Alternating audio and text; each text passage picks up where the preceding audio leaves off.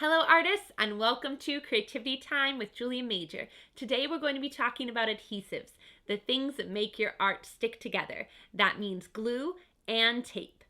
Below you'll also find a great video that I recommend on the differences between glue and tape and which one is stronger, as well as one of my favorite videos that I've made on how to use gum tape. So my first favorite adhesive is probably one you might be able to guess from my custom-made t-shirt. It is Aleene's original all-purpose tacky glue, and it really is true to its name in that it works for practically everything. I like to say in my studio, when in doubt, Aleene tacky glue it out. Because you can use Aleene's tacky glue for bits of cardboard, you can use it for little pieces of fabric, you can use it for buttons, you can use it for beads, you can use it for popsicle sticks.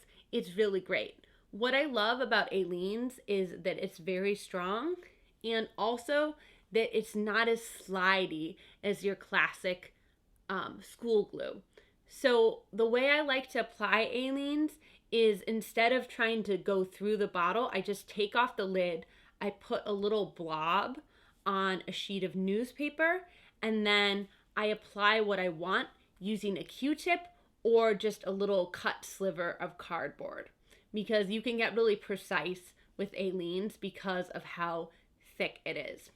There are other kinds of Aleene's tacky glue. Aleene's is a brand, by the way. There are other tacky glues, but I do recommend Aleene's. There are other specialty types of Aleene's, but because it works for so many things, I pretty much always find myself just going to the original. The one thing is, if you're gluing fabric with Aleene's, the original Aleene's, it cannot go through the washer. So that is something to consider. But if it's just an artwork with little pieces of fabric, it will keep it together. The next kind of glue I'm going to talk about is actually one that I very rarely use.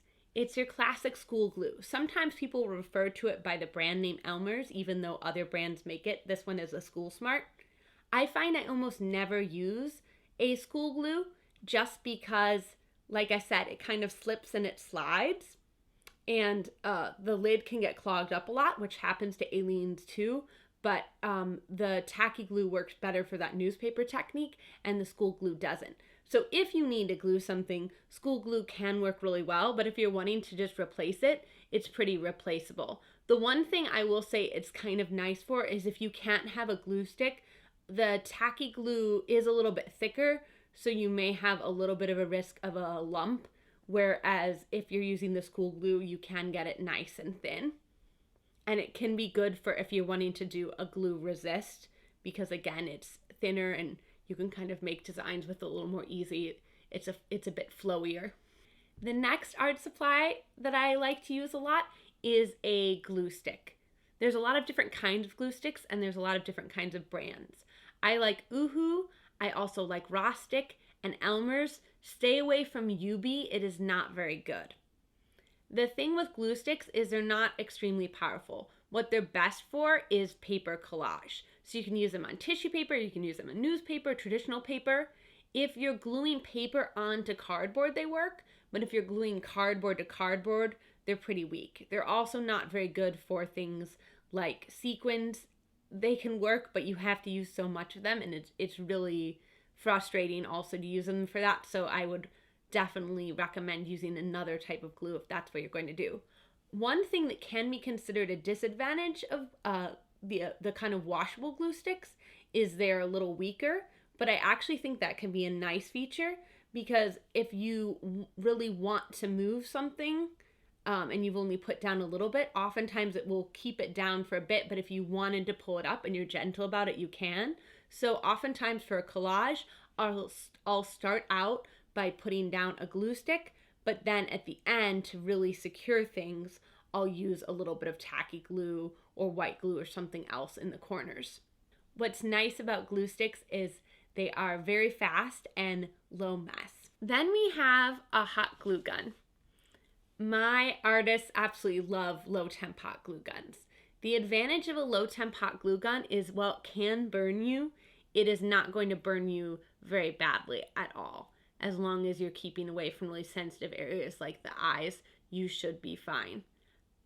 Where there is an issue is if you're using a high temp or dual temp glue gun, that can burn you pretty severely. That's why I limit us to having only low temp glue guns in our studio. But low temp glue guns are a little less strong because they don't melt the plastic as much, so they don't create as strong of a bond. What low temp glue guns are fairly good for is bits of cardboard. They can be used on items like seashells as long as there's enough surface area. And they're just really great for small little bits of wooden knickknacks and things like that. The advantage of hot glue guns are once they've been plugged in and allowed to heat up, they are very quick, and it's also just really extremely satisfying to use them. Next, we have clear tape. Clear tape is something that does sometimes get used in the art studio, but overall it's a little bit more of an office supply. I like to say that tape tends to be temporary. That's not always true, and of course there's many different kinds of tape, but a lot of times tape is made to sort of stick things together in a quick way, but your tape is going to be visible unless you do a tape square. So it is quicker to not do a tape square and is one of the quickest things if you're not doing a tape square, but when you start getting into tape squares, it actually takes quite a bit of time, and then you might as well be using glue. So I don't tend to use tape that often. The other nice thing about tape is it has a sort of built-in surface area. So whenever you're attaching things, you want to think about surface area, making sure that two things are really touching as opposed to only a tiny bit touching, and tape supplies its own surface area. One of the more recent art supplies that I've discovered is gum tape. I actually didn't know what gum tape was until fairly recently, and it is so useful.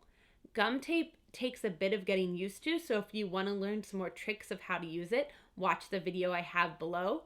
But the short version is that gum tape is extremely strong and works wonderfully on cardboard. It's also quite affordable. So if you do gum tape correctly, you can actually pick up your cardboard sculpture, turn it upside down, and shake it.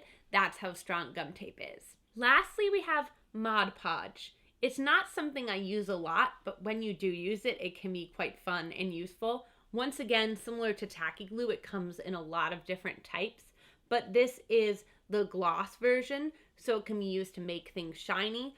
Other versions can be matte, meaning they're not shiny, and it's really nice to use for collage as well as a way to seal things and create a shiny or not shiny layer. There's even a glow-in-the-dark version. Thanks for coming to Creativity Time with Julia Major. I hope that you don't get into a sticky mess and instead have a very colorful day.